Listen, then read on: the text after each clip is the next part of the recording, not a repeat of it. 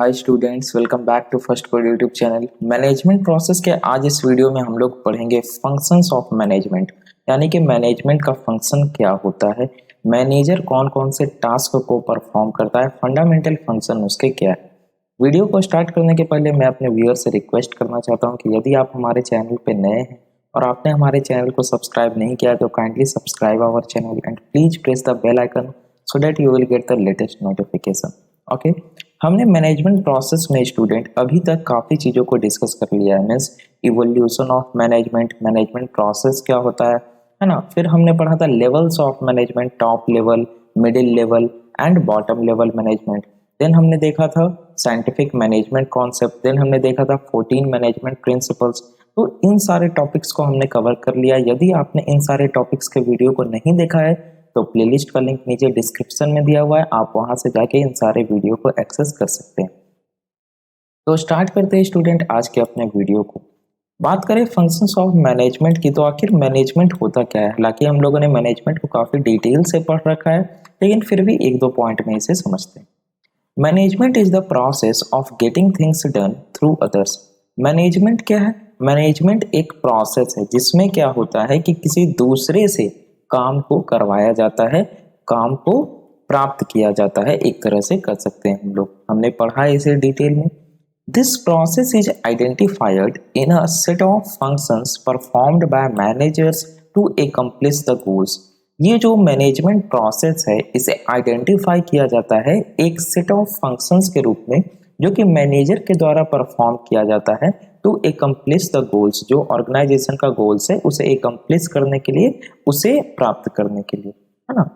So management in an organization plays a dominant role to achieve the targeted goals of profit maximization and increased market share। Management एक organisation में महत्वपूर्ण भूमिका या प्रमुख भूमिका निभाता है, डोमिनेंट रोल प्ले करता है to achieve the targeted goals. जो टारगेट गोल्स है ऑर्गेनाइजेशन का, जो एक तरह से बोल सकते हैं चिन्हित लक्ष्य है, जो उद्देश्य है, उसको प्राप्त करने के लिए। और टारगेट गोल्स क्या होता है? प्रॉफिट को मैक्सिमाइज करना है और मार्केट शेयर को इंक्रीज करना है। सो इस पर्पस के लिए the manager performs some fundamental functions. किसके लिए?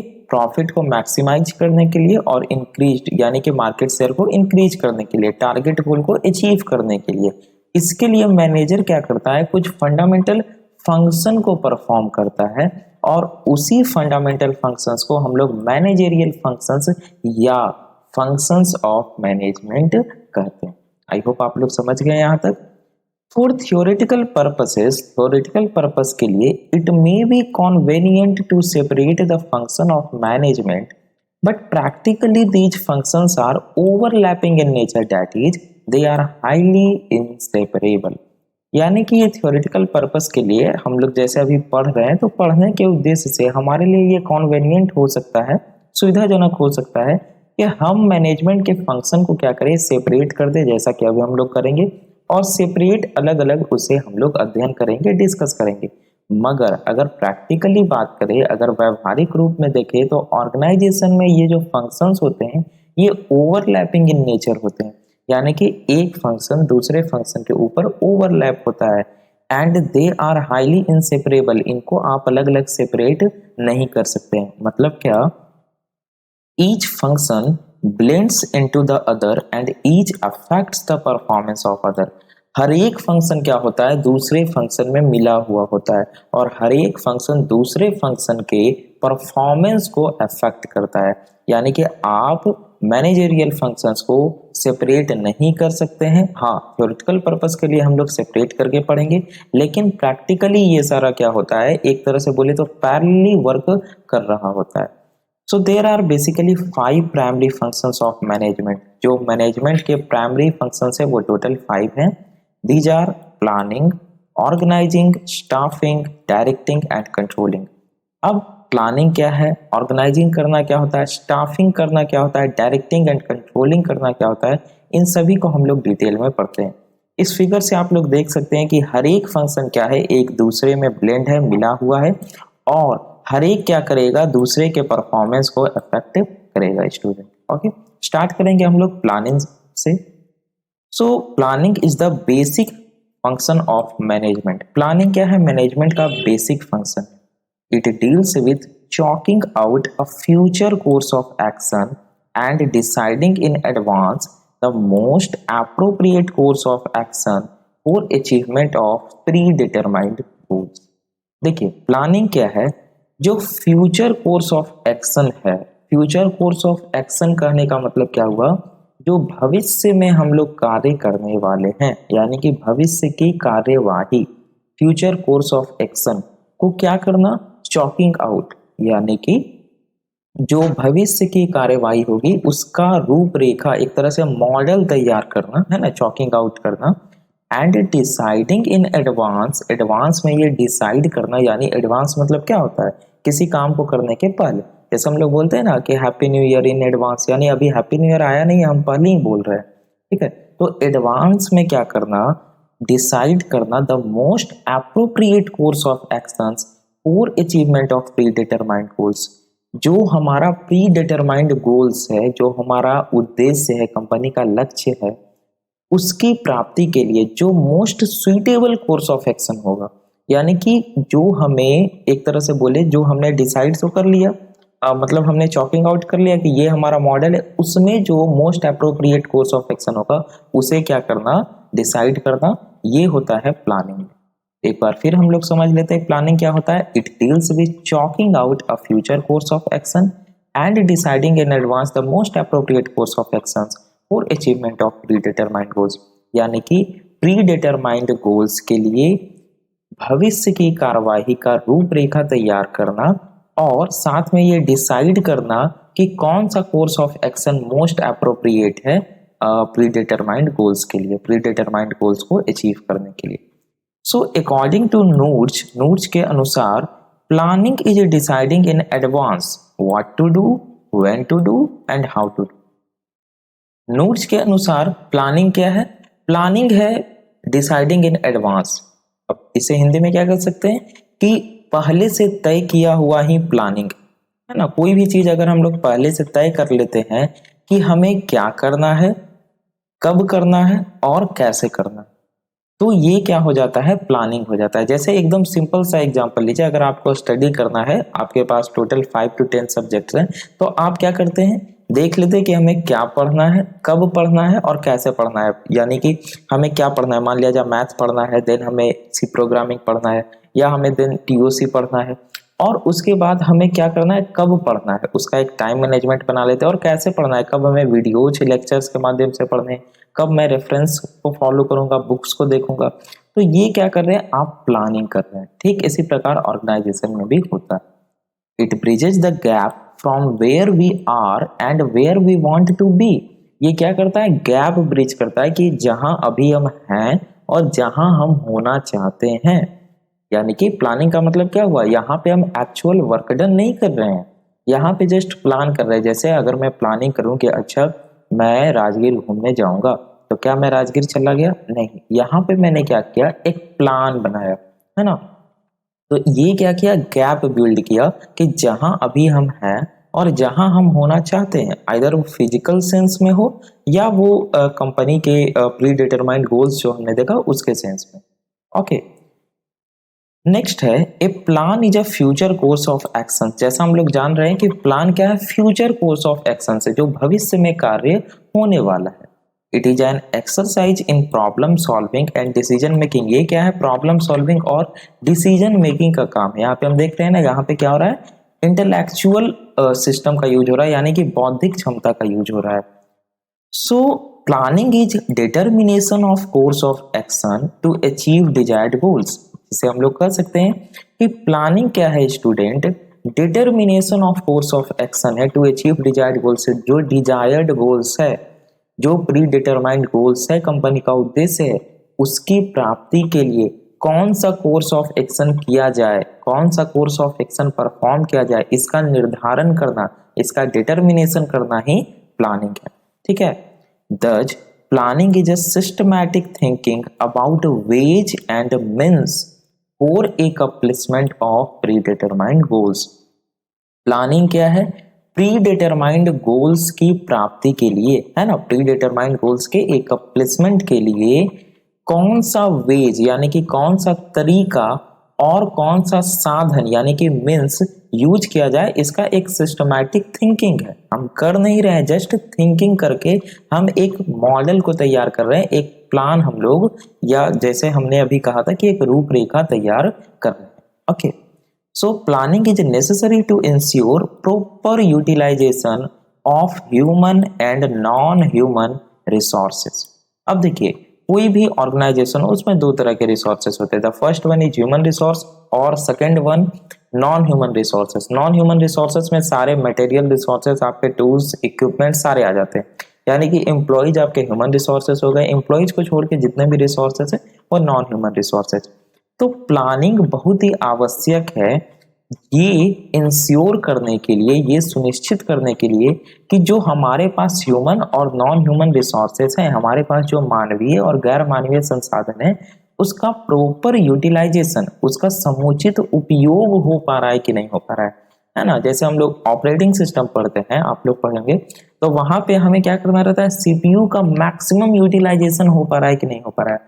हमारा सीपीयू आइडल कंडीशन में नहीं रहना चाहिए, है ना। ऐसा नहीं है कि हम सीपीयू को आइडल छोड़ दिए हैं तो वहां पे क्या हो रहा है, वेस्ट हो रहा है, हम उसका कंप्लीट यूटिलाइजेशन नहीं कर पा रहे। इसी प्रकार अगर हमारे पास रिसोर्सेज अवेलेबल है तो प्लानिंग नेसेसरी है ये सुनिश्चित करने के लिए कि उसका समुचित उपयोग हो पा रहा है कि नहीं हो पा रहा है। ऐसा तो नहीं है कि कोई एम्प्लॉय जो है वो 1 घंटा ही काम कर रहा है बाकी बैठा हुआ है, ऐसा भी नहीं होना चाहिए। या हमारा मटेरियल पड़ा हुआ है, हमारा इक्विपमेंट पड़ा हुआ है, लेकिन टास्क परफॉर्म ही नहीं हो रहा है, तो इसीलिए प्लानिंग नेसेसरी है।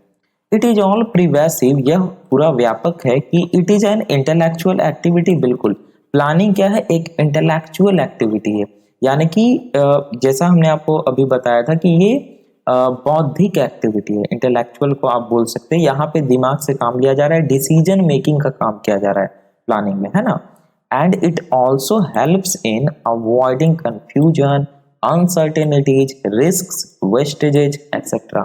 और ये हेल्प करता है कंफ्यूजन यानी कि किसी प्रकार का कंफ्यूजन वगैरह अवॉइड करने में, अनसर्टेनिटीज यानी कि अनिश्चितता को अवॉइड करने में, रिस्क किसी प्रकार का खतरा वगैरह हो गया या जो भी रिस्क वगैरह होने वाला है, इसको ये क्या करता है, अवॉइड करता है। वेस्टेज किसी प्रकार का ये नहीं होने देता है, जैसा अभी हमने बताया कि ये इंश्योर करता है कि ह्यूमन और नॉन ह्यूमन रिसोर्सेज का प्रॉपर यूटिलाइजेशन हो रहा है कि नहीं। तो जो भी नॉन ह्यूमन रिसोर्सेज है, जो मटेरियल्स है हमारे पास, ऐसा नहीं हो कि वो पड़ा रह जाए, पड़े पड़े खराब हो जाए और हमारा उसका प्रॉपर यूटिलाइजेशन हो भी नहीं रहा है। तो ये सारा क्या ये करता है, इंश्योर करता है, जिससे हमारा वेस्टेज अवॉइड होता है। तो आई होप आप लोग जो फर्स्ट फंक्शंस ऑफ मैनेजमेंट है दैट इज प्लानिंग, उसे अच्छे से समझ गए होंगे। मूव करते हैं हम लोग सेकंड फंक्शंस ऑफ मैनेजमेंट या मैनेजरियल फंक्शंस की ओर, जो कि है ऑर्गेनाइजिंग। अब देखिए, आपको नेम से ही समझ में आ रहा है, ऑर्गेनाइजिंग यानी कि ऑर्गेनाइज करना, जैसे बोल सकते हैं अरेंजमेंट, अरेंज करना, जस्ट वही है आपका organise. So it is the process of bringing together physical, financial and human resources and developing productive relationship amongst them for achievement of organizational goals। देखिए कितने अच्छे तरीके से सेंटेंस को लिखा गया है कि अगर एक बच्चा भी पढ़ेगा तो उसे समझ में आ जाएगा। और इसीलिए मैंने इतने आरामदायक, जो भी बोला जाए आपके लिए, इजी सेंटेंस का यूज किया है, ताकि आप लोग जब पीडीएफ को पढ़ें तो आपको इजीली समझ में आ जाए, एग्जाम में आप लोग अच्छे से लिख कर आए। पीडीएफ आपको डिस्क्रिप्शन में प्रोवाइड करा दिया जाता है, तो वहां से आप जरूर डाउनलोड कर ले स्टूडेंट। और वीडियो अगर अच्छा लग रहा हो तो प्लीज वीडियो को लाइक कर दीजिए, मुझे बोलना नहीं पड़े बार बार। सो ऑर्गेनाइजिंग हम लोग पढ़ते हैं। ऑर्गेनाइजिंग क्या है, ये एक प्रोसेस है। अब हर एक फंक्शन एक प्रोसेस है, ठीक है। ये क्या प्रोसेस है, ये क्या करता है भाई, तो bringing together physical, financial and human resources, जितने भी फिजिकल रिसोर्सेस, अब फिजिकल में क्या गया, हमारा जो भी मटेरियल रिसोर्सेस है, टूल्स है, इक्विपमेंट है। फिनेंशियल रिसोर्सेस यानी कि एक तरह से बोल सकते हैं, समझ लीजिए ना, जो मनी है।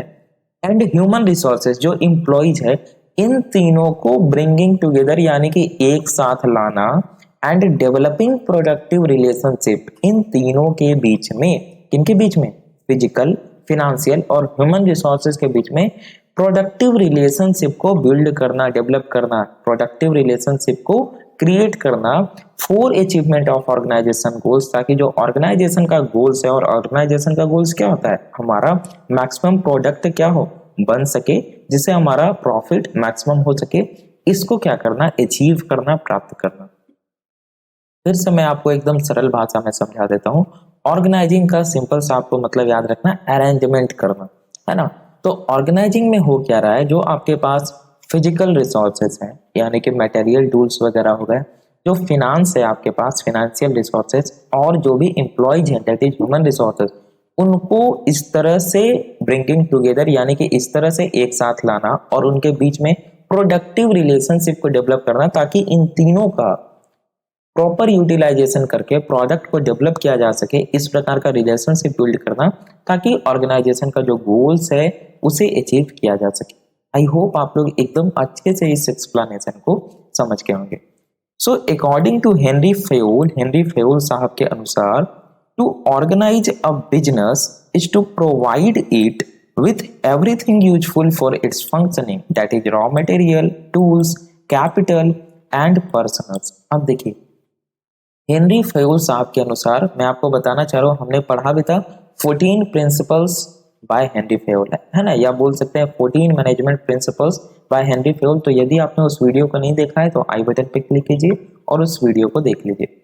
तो उनके अनुसार ऑर्गेनाइजिंग क्या है, किसी बिजनेस को ऑर्गेनाइज करने का मतलब क्या है कि उसके फंक्शनिंग के लिए, उसके काम काज के लिए वो सारा चीज, एवरीथिंग प्रोवाइड करना जो उसके लिए उपयोगी है, यूजफुल है, दैट इज वो चाहे रॉ मटेरियल्स हो, कच्चा माल हो, टूल्स एंड इक्विपमेंट हो, कैपिटल यानी कि मनी हो, या पर्सनल जितने एम्प्लॉय चाहिए। तो ऑर्गेनाइज का सीधा सा मतलब क्या हुआ कि किसी भी बिजनेस ऑर्गेनाइजेशन में किसी काम को परफॉर्म करने के लिए, यानी कि उसके प्रॉपर फंक्शनिंग के लिए जितने भी चीजें यूजफुल हैं उसको प्रोवाइड करना, raw materials, tools, equipment, capital, personnels means employ. तो ये है आपका ऑर्गेनाइजिंग, यानी कि एक तरह से बोल सकते हैं ये सारा चीज ऑर्गेनाइज कर रहा है। इसे अगर आप रियल लाइफ एग्जांपल से देखें तो जैसे अभी देखिए, अभी शादी का सीजन चल रहा है ना, तो यहाँ पे क्या होता है, एक बहुत सारे ऑर्गेनाइजिंग कमेटी होते हैं, यानी कि वो आपसे मनी लेते हैं और वो क्या करते हैं कि ऑर्गेनाइज कर देते हैं आपके वेडिंग सेरेमनी को,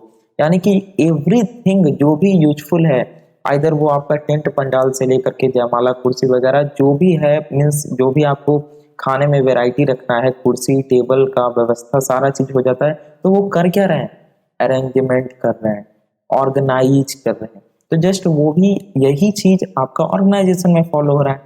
मैनेजर का क्या काम है, जो भी ऑर्गेनाइजिंग करा, और ये सारा क्या है, मैनेजरियल फंक्शन है, मैनेजर कर रहा है for the accomplishment of desired goals, है ना। तो उस बिजनेस में फंक्शनिंग करने के लिए जितने भी चीजें चाहिए, ये मैनेजर का काम है उसको प्रोवाइड करना, और इसको बोलते हैं ऑर्गेनाइजिंग। आई होप आप लोग समझ गए होंगे। So to organize a business involves determining and providing human and non-human resources to the organizational structure। इसी चीज को हम दूसरे शब्दों में कह सकते हैं कि किसी बिजनेस को ऑर्गेनाइज करने का मतलब क्या है कि उस ऑर्गेनाइजेशनल स्ट्रक्चर को कितने ह्यूमन और नॉन ह्यूमन रिसोर्सेज चाहिए, यानी कितने क्वांटिटी में, कितने मात्रा में, जैसे कितने एम्प्लॉय चाहिए ह्यूमन रिसोर्सेज, और कितने रॉ मटेरियल्स टूल्स वगैरह चाहिए, ये डिटरमाइन करना, यानी इसका निर्धारण करना और उसको प्रोवाइड करना, ये क्या है, ऑर्गेनाइजिंग। ओके, सो अगर हम पॉइंट वाइज में देखें तो organising as a process involves, organising को एज अ प्रोसेस में हम लोग कह सकते हैं कि ये क्या करता है, आइडेंटिफिकेशन ऑफ एक्टिविटीज, जो जो एक्टिविटीज फंक्शन परफॉर्म होने वाले उनका आइडेंटिफिकेशन करता है, classification of grouping of activities, now क्या करता है कि अलग अलग ग्रुप ऑफ एक्टिविटीज बनाता है, उनका क्लासिफिकेशन कर देता है, उनका वर्गीकरण कर देता है, then assignment of duties, duties को असाइन कर देता है, ठीक है। उसके बाद क्या होता है, delegation of authority and creation of responsibility. Now देखिए, अब जो टर्म्स आया आपका डेलीगेशन ऑफ अथॉरिटी, ये अपने आप में काफी वास्ट कॉन्सेप्ट है और इस पे सिर्फ लेक्चर बनाया जाए तो 2 घंटा का लेक्चर बन जाएगा। सरल भाषा में आप ये समझ सकते हैं कि देखिए, जैसे एक ऑर्गेनाइजेशन है, हमने पढ़ा था लेवल्स ऑफ मैनेजमेंट, है ना। लेवल्स ऑफ मैनेजमेंट पे हमने क्या पढ़ा था कि जो टॉप लेवल पे मैनेजमेंट होते हैं उनके पास अथॉरिटी ज्यादा होती है। और ऐसा क्यों होता है? क्योंकि हमने पढ़ा था कॉन्सेप्ट ऑफ मैनेजमेंट में कि, और हमने 14 प्रिंसिपल्स ऑफ मैनेजमेंट में ही पढ़ा था कि there should be a balance between authority and responsibility. क्योंकि अगर अथॉरिटी बहुत ज्यादा हो जाएगा तो ऐसा हो सकता है कोई मैनेजर उसका मिसयूज करे, और अगर मान लिया जाए रिस्पॉन्सिबिलिटी बहुत ज्यादा हो जाएगा तो कोई भी आदमी फ्रस्ट्रेट हो जाएगा। आपके ऊपर बहुत सारा रिस्पॉन्सिबिलिटी थोप दिया जाए, कुछ अथॉरिटी आपके पास है ही नहीं, आपको अच्छा लगेगा? नहीं अच्छा लगेगा। तो डेलीगेशन ऑफ अथॉरिटी का मतलब क्या है कि अथॉरिटी को क्या किया जा रहा है? डेलीगेट किया जा रहा है। देखिए एग्जैक्ट हिंदी नहीं पता है, लेकिन एक तरह से समझिए कि टॉप लेवल मैनेजमेंट है, उसने क्या किया, जो उसके अंडर में जो भी मैनेजर्स थे उनको अपना डिसीजन बताया। तो ये क्या हो गया? डेलीगेशन हो गया टॉप लेवल से मैनेजर के पास। अब उस मैनेजर का ये रिस्पॉन्सिबिलिटी हो गया टास्क को परफॉर्म करना। नाउ वो मैनेजर ने क्या किया कि, क्योंकि मैनेजर के पास बहुत सारा काम होता है ना, उस मैनेजर ने क्या किया, अपने टीम को, जो भी उसका टीम था, उसे ये अथॉरिटी दिया, ठीक है, कि आपको क्या करना है, इस टास्क को परफॉर्म करना है। तो वो क्या हो गया, उस टीम का रिस्पॉन्सिबिलिटी हो गया, और यहाँ पे अथॉरिटी क्या हुआ, डेलीगेट हो गया। तो ये हुआ delegation of authority and creation of responsibility. अब उस टीम का ये रिस्पॉन्सिबिलिटी हुआ कि इसे क्या करना, कंप्लीट करना, एकम्प्लिश करना। ओके, एंड नेक्स्ट है coordinating authority and responsibility relationship. बिल्कुल, अथॉरिटी और रिस्पॉन्सिबिलिटी के बीच जो रिलेशनशिप है, इन दोनों को कोऑर्डिनेट करना। ना ही कोई बहुत ज्यादा होना चाहिए, ना ही कोई बहुत कम होना चाहिए, दोनों लगभग बराबर होना चाहिए। तो आई होप जो आपका सेकेंड फंक्शंस ऑफ मैनेजमेंट था, दैट इज ऑर्गेनाइजिंग, आप लोग इसे भी अच्छे से समझ गए होंगे। नाउ हम लोग मूव करते हैं, the third one is staffing. अब देखिए स्टाफिंग, आपको नेम से ही पता चल रहा है कि इसमें क्या करना है, स्टाफ वाला कहीं मामला आ गया, मतलब कि एम्प्लॉय को हायर वगैरह करना होगा, बिल्कुल यही करना है। देखिए एकदम सिंपल सेंटेंस में लिखा हुआ स्टाफिंग को, ये स्टाफिंग है क्या, it is the function of manning the organisation. एकदम यहाँ पे ध्यान देना है, it is the function of manning the organisation structure and keeping it manned. अब ये क्या हुआ, मैनिंग, मैंड, ये कौन सा नया टर्म्स आ गया? तो मैन से बना है मैनिंग, ठीक है। इसका मतलब क्या हुआ कि स्टाफिंग एक फंक्शन है मैनेजमेंट का of manning the organisation structure, यानी कि जो ऑर्गेनाइजेशन है, जो ऑर्गेनाइजेशन स्ट्रक्चर है, इसको मैनिंग करना। मैनिंग करना मीन्स मैन से इसको भर देना। भर देना यहाँ पे सही टर्म्स नहीं होगा, मैन से प्लेस कर देना है ना, मैन से यहाँ पे क्या कर देना, प्लेस कर देना। एंड कीपिंग इट मैड, और उस ऑर्गेनाइजेशन स्ट्रक्चर को मैंड ही रखना। यानी कि ऐसा नहीं है कि सारे एम्प्लॉय छोड़कर चले जाए, पूरा एम्प्लॉय रहित हो जाए, ऐसा भी नहीं करना है। तो उसको मैंड रखना है, यानी कि एम्प्लॉय जितना रिक्वायर्ड एम्प्लॉयज है, कोई किसी भी ऑर्गेनाइजेशन में होता है कि इतने नंबर ऑफ एम्प्लॉयज रिक्वायर्ड हैं, मस्ट है, तो उतना मिनिमम रखना, ये होता है स्टाफिंग। आई होप आप लोग इस लाइन को समझ गए होंगे। हालांकि मैं एग्जैक्ट हिंदी आपको डिलीवर करने में असफल रहा, लेकिन फिर भी आप लोग समझ सकते हैं कि it is the function of manning the organisation, यानी ऑर्गेनाइजेशन को क्या किया जा रहा है, मैनिंग किया जा रहा है, एम्प्लॉय से क्या किया जा रहा है, उसे भरा जा रहा है। एंड कीपिंग इट मैड, और उस ऑर्गेनाइजेशन को मैड ही रखना है ना, एम्प्लॉय को पूरा भगा नहीं देना है, ठीक है। तो अगर मान लिया जाए कोई एम्प्लॉय छोड़ के जाता है तो हायर करना है फिर नया एम्प्लॉय।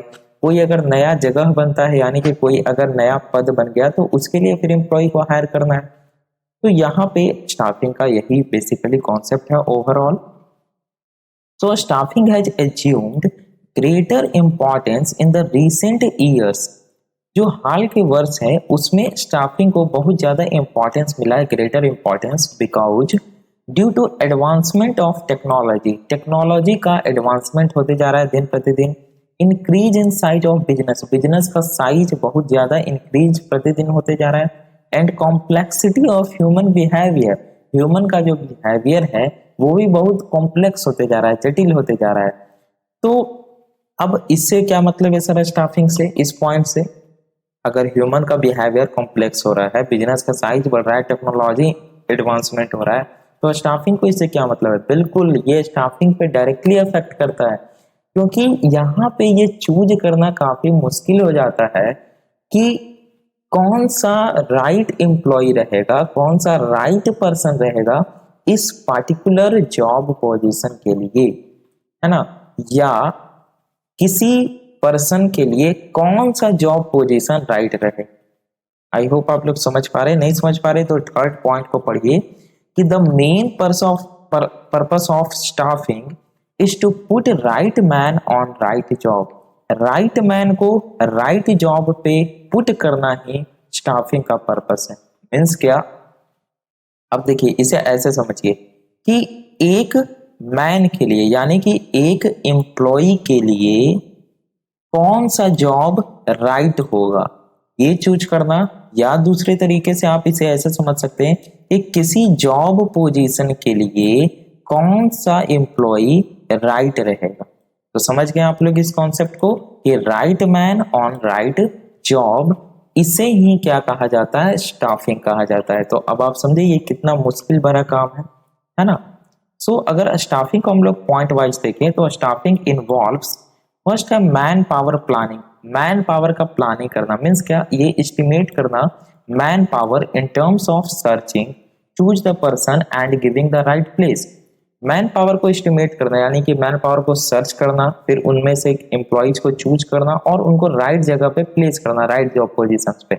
मीन्स क्या हम लोग कर सकते हैं, recruitment, selection and placement. Recruitment means क्या हुआ, जैसे आप लोग देखते हैं कि आए दिन रिक्रूटमेंट आते रहता है यानी भर्ती जिसे हम लोग कहते हैं, ठीक है। नाउ उसमें जो भी कैंडिडेट्स आते हैं कि हमें रिक्रूट किया जाए, उनमें से सिलेक्शन किया जाता है यानी उनमें से कुछ कैंडिडेट्स को, या एम्प्लॉय बोला जाए, अभी तो एम्प्लॉय नहीं बोला जाएगा, उनमें से कैंडिडेट्स को सेलेक्ट किया जाता है, चयन किया जाता है। नाउ अब क्या किया जाता है, उन सेलेक्टेड कैंडिडेट्स को, वो एम्प्लॉयज हो गए, उन्हें प्लेसमेंट यानी कि उन्हें नियुक्त किया जाता है अलग अलग डिफरेंट जॉब पोजीशंस पे बेस्ड ऑन देयर परफॉर्मेंस या based on their resume, based on their profile. I hope आप लोग समझ गए होंगे। नेक्स्ट क्या करना है, जो हमारे पास एम्प्लॉय आए हैं उनको ट्रेनिंग प्रोवाइड करना है ना, उनको प्रशिक्षण देना है ताकि उनमें क्या हो सके, डेवलपमेंट हो सके, उनका विकास हो सके।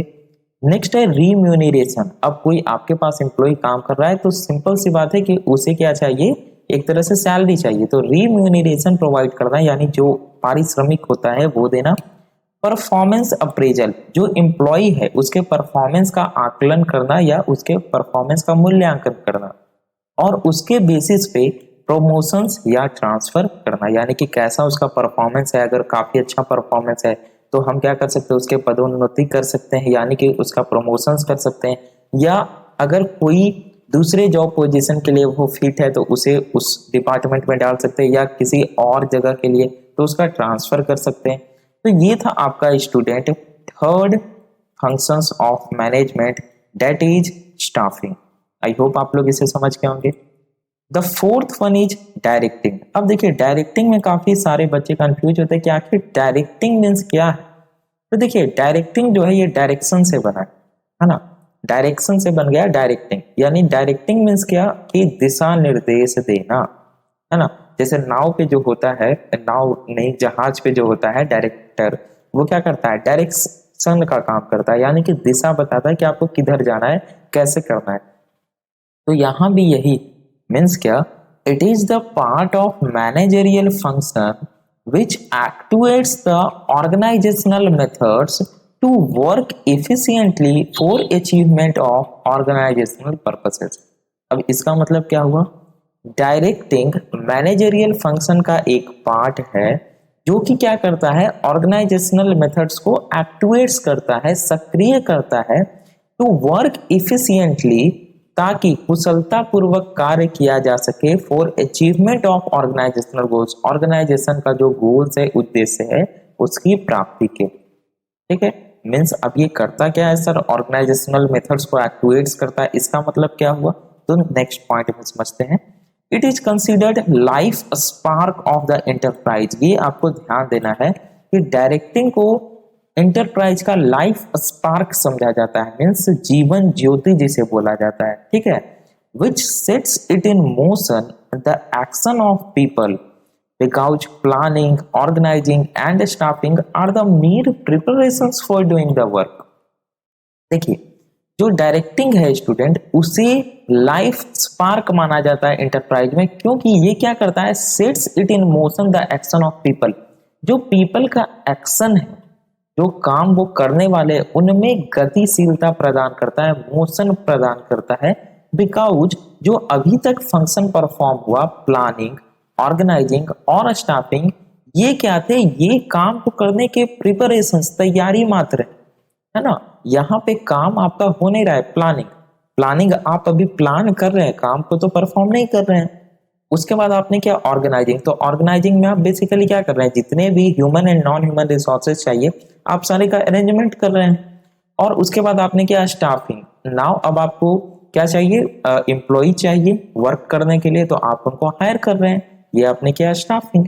लेकिन डायरेक्टिंग, यहां से क्या होता है कि एक्चुअली में आपका वर्क डन जो हुआ वो स्टार्ट होता है, यानी ये क्या करता है, मोशन प्रोवाइड करता है।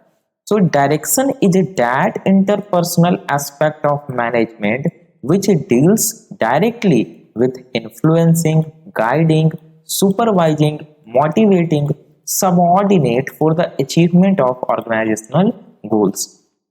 डायरेक्शन मैनेजमेंट का वह इंटरपर्सनल एक्सेप्ट है, वह इंटरपर्सनल एस्पेक्ट, यानी कि बोल सकते हैं कि इंटरपर्सनल को, देखिए एग्जैक्ट हिंदी फिर समझ में नहीं आएगा आपको, ठीक है। इंटरपर्सनल का मतलब हो गया, पर्सनल मीन्स होता है एम्प्लॉय, जो काम करने वाले कर्मी है, तो उनका वह पहलू है विच डील्स विथ डायरेक्टली, जो कि डायरेक्टली संबंध रखता है सबऑर्डिनेट को इन्फ्लुएंस करना, उनको गाइड करना, है ना, गाइडिंग प्रोवाइड करना। सुपरवाइज, सुपरवाइजर का कॉन्सेप्ट हमने आपको पढ़ाया था, सुपरवाइज करना, मोटिवेट करना, उनको प्रेरणा देना, है ना, for the achievement of organisational goals, ताकि ऑर्गेनाइजेशन का गोल्स क्या किया जा सके, अचीव किया जा सके। तो आई होप आपको डायरेक्टिंग समझ में आया होगा, और मुझे पता है कि आप में से बहुतों को समझ में नहीं आया होगा, ये डायरेक्टिंग ऊपर ऊपर निकल गया होगा। तो इसके लिए मैंने इसे और ज्यादा इजी बनाने के लिए आपको थोड़ा सा इसमें मैं और बताऊंगा कुछ। ये डायरेक्शन हैज फॉलोइंग एलिमेंट्स, अगर हम इसे डिवाइड करें तो इसके टोटल 4 एलिमेंट्स हैं student. The first one is supervision, second one is motivation, third one is leadership and the fourth one is communication. और इन चारों को अगर हम लोग दो दो पॉइंट्स पढ़ लें ना, तो डायरेक्टिंग हमारे लिए यूं हो जाएगा, ठीक है, हम लोग आराम से डायरेक्टिंग समझ लेंगे। तो सुपरविजन में होता क्या है, supervision implies overseeing the work of subordinates by their superiors, यानी कि सुपरविजन में क्या किया जाता है, सुपीरियर्स के द्वारा, यानी कि जो भी सुपीरियर्स हैं और उनके जो सबऑर्डिनेट्स का काम है, उनका देख रेख किया जाता है, ओवरसीइंग किया जाता है, यानी वो देखते हैं कि क्या जो सबऑर्डिनेट्स काम कर रहा है वो सही कर रहा है या नहीं कर रहा है, बाय देयर सुपीरियर, सुपीरियर्स के द्वारा। It is the act of watching and directing work and workers. ये क्या है, एक एक्ट है, एक काम है, जो काम है, हमारा काम हो रहा है जो, और जो कर्मी है ना, वर्क एंड वर्कर, जो काम है और जो कर्मी है, उनको देखना, उनको डायरेक्ट करना, गाइड करना, ये क्या हुआ, आपका सुपरविजन हुआ, जो कि डायरेक्शन में, डायरेक्टिंग में होता है। The second one is motivation. Motivation, जैसा कि आप लोग हमसे बहुत अच्छे तरीके से जानते होंगे, मोटिवेशन क्या होता है, मोटिवेशन मीन्स इंस्पायरिंग, यानी कि किसी को इंस्पायर करना, प्रेरित करना। किसको इंस्पायर करना है, सबऑर्डिनेट्स को। आगे पढ़ते हैं, स्टिमुलेटिंग और इनकरेजिंग, क्या करना, प्रोत्साहित करना, द सबऑर्डिनेट्स, सबऑर्डिनेट्स को विथ जील टू वर्क। यानी कि अगर ओवरऑल हम पढ़े एक बार फिर से, तो मोटिवेशन मीन्स इंस्पायरिंग, स्टिमुलेटिंग और encouraging the subordinates with zeal to work. Motivation का मतलब क्या है कि सबऑर्डिनेट्स को प्रेरित करना, प्रोत्साहित करना, ताकि वो जोश के साथ क्या कर सके, जो काम है उसको वो परफॉर्म कर सके, फंक्शन को परफॉर्म कर सके, ताकि जो ऑर्गेनाइजेशन का गोल्स है वो अचीव हो सके। सो नेक्स्ट पे आता है कि positive, negative, monetary, non monetary incentives may be used for this purpose. अब मोटिवेशन के पर्पस के लिए स्टूडेंट पॉजिटिव सकारात्मक, नकारात्मक मॉनेटरी को बोल सकते हैं मौद्रिक, एंड नॉन मॉनेटरी को गैर मौद्रिक, ये सारे इंसेंटिव्स, प्रोत्साहन का यूज किया जा सकता है। अब यहाँ पे समझ में ये नहीं आएगा कि पॉजिटिव इंटेंसिव क्या है, निगेटिव इंसेंटिव क्या है, मॉनेटरी इंसेंटिव क्या है, नॉन मॉनेटरी इंसेंटिव क्या है। तो एक एक एग्जांपल से समझ लेते हैं हम लोग, ठीक है। देखिए, मोटिवेशन देना है तो जरूरी नहीं है कि पॉजिटिव हो, नेगेटिव मोटिवेशन भी हो सकता है। पहले पॉजिटिव मोटिवेशन समझते। पॉजिटिव मोटिवेशन क्या हो गया कि किसी एम्प्लॉयज को ये मोटिवेशन दिया जा रहा है कि अगर आप इस वर्क को इतने एंड जो ड्यूरेशन है या जो डेडलाइन है अगर आप पूरा कर लेते हो तो आपको प्रमोट कर दिया जाएगा, है ना, या आपको ये आपको सुविधा दिया जाएगा। तो ये क्या हुआ, एक तरह से पॉजिटिव मोटिवेशन हो गया। अब नेगेटिव मोटिवेशन क्या हो सकता है, नकारात्मक। यहाँ पे क्या हो सकता है कि जो सबॉर्डिनेट्स हैं उनको ये बताया जाए कि यदि आपने इस डेडलाइंस तक इस टास्क को, इस प्रोजेक्ट को कंप्लीट नहीं किया तो आपको फायर किया जा सकता है ऑर्गेनाइजेशन से, या ये तो बहुत ज्यादा हो गया तो मीन्स मे बी आपके सैलरी को कट किया जा सकता है या आपका बोनस रोक दिया जाएगा, कुछ इस प्रकार से। तो ये क्या हुआ, एक तरह से गया निगेटिव तरीके से, लेकिन एक तरह से उसमें मोटिवेशन गया कि नहीं मुझे इस डेडलाइन तक क्या करना है, इस प्रोजेक्ट को कंप्लीट करना ही करना है। मॉनिटरी मीन्स मौद्रिक हो सकता है। मौद्रिक प्रोत्साहन क्या होगा, सिंपल सी बात है, अगर आप किसी को पैसे दे दिए तो यहाँ पे पैसे सीधे नहीं देना है।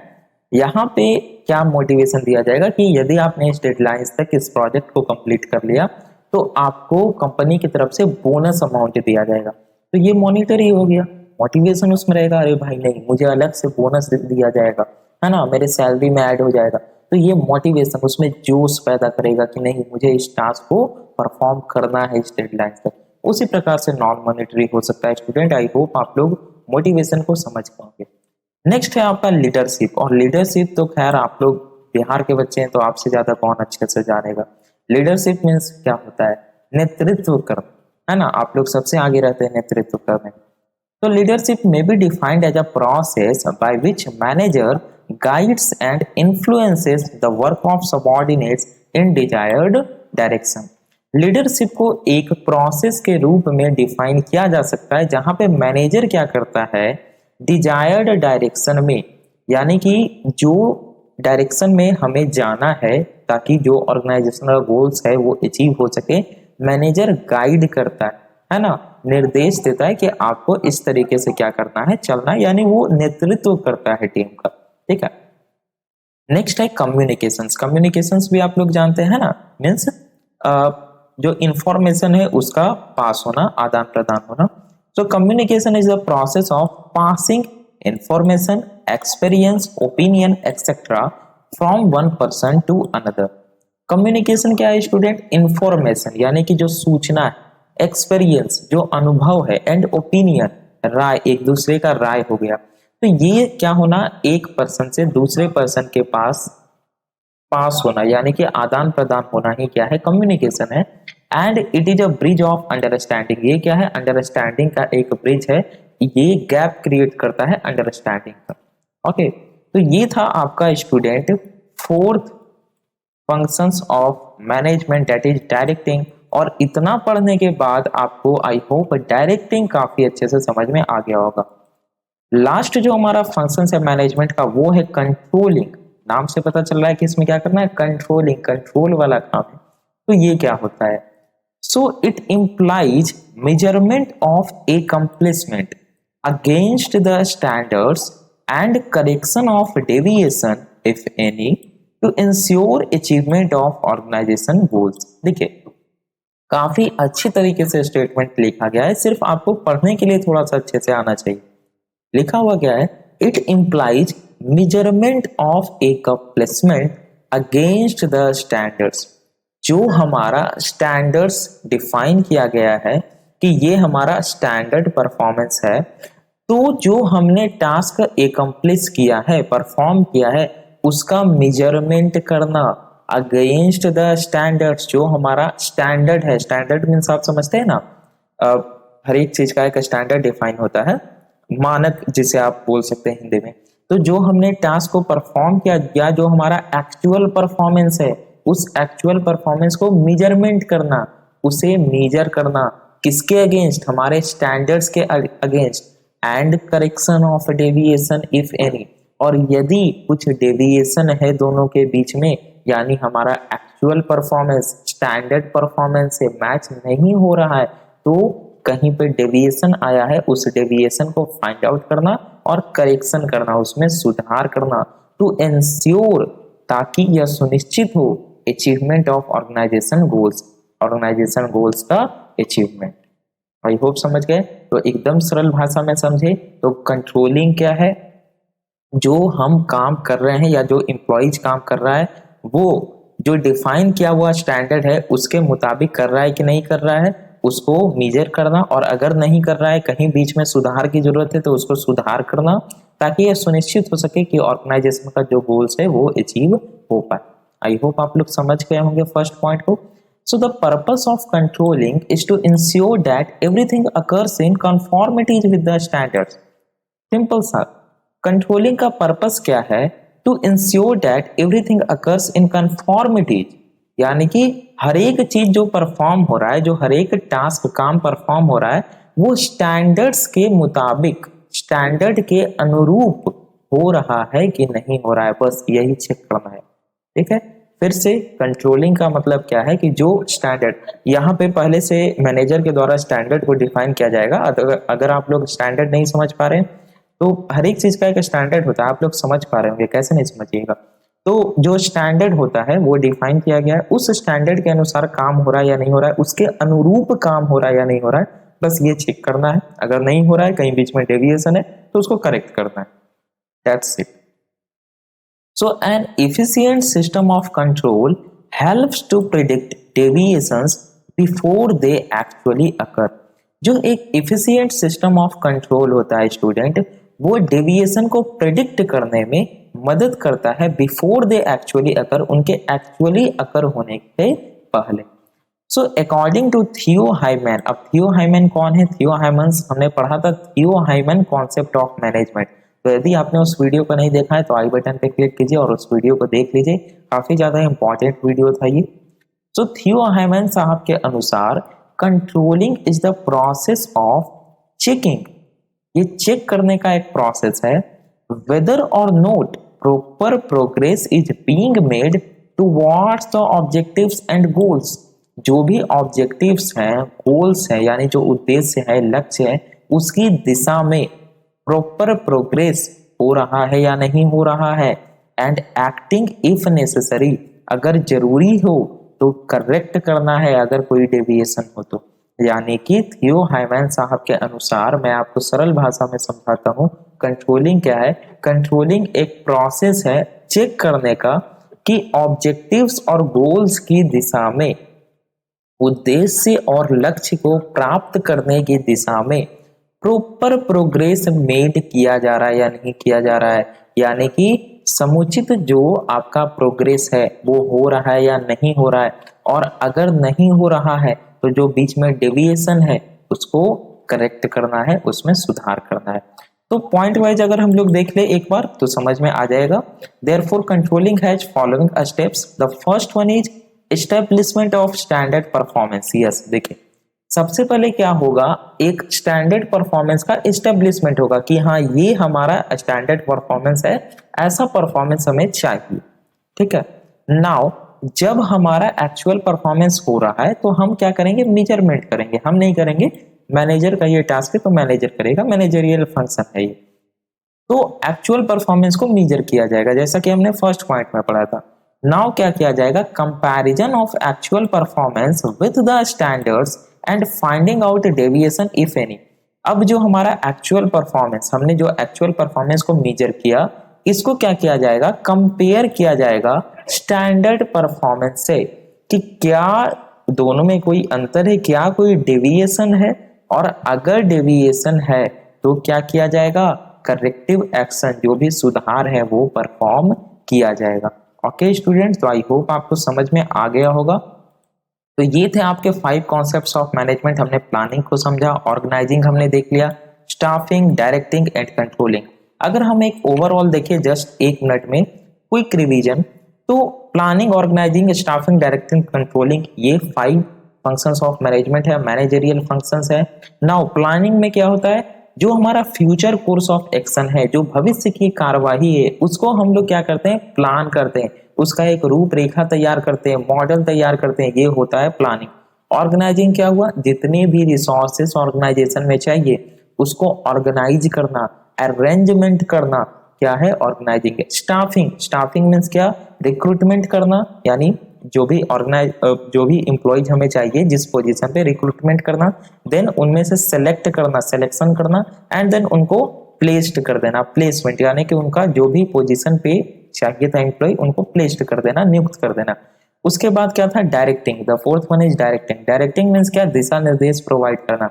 एंड कंट्रोलिंग, कंट्रोलिंग मीन्स क्या, अभी जस्ट हमने देखा कि जो हमारा स्टैंडर्ड परफॉर्मेंस है और जो हमारा एक्चुअल परफॉर्मेंस है उनके बीच में अगर कोई डेविएशन है, इसको चेक करना, और अगर है डेविएशन तो उसको करेक्ट करना। ओके स्टूडेंट, तो ये था हमारा 5 functions of management, fundamental functions of management. I hope आपको ये वीडियो पसंद आया होगा। तो प्लीज हमारे वीडियो को लाइक कर दीजिए स्टूडेंट, और यदि चैनल पर नए हैं तो चैनल को जरूर सब्सक्राइब कीजिए, बेल आइकन को क्लिक कीजिए, क्योंकि यहाँ पे आपका यूनिट नंबर 2 जो था स्टूडेंट, ध्यान देना है, जो आपका यूनिट नंबर 2 था, दैट इज मैनेजमेंट प्रोसेस, ये कंप्लीटली एंड हो गया। अब हम लोग थर्ड यूनिट को स्टार्ट करेंगे मैनेजमेंट में नेक्स्ट वीडियो से। तो बेल आइकन को जरूर प्रेस कर लीजिए ताकि जो नेक्स्ट वीडियो आए उसका आपको नोटिफिकेशन सबसे पहले मिले। मिलते हैं हम लोग अपने नेक्स्ट वीडियो में। Thanks for watching.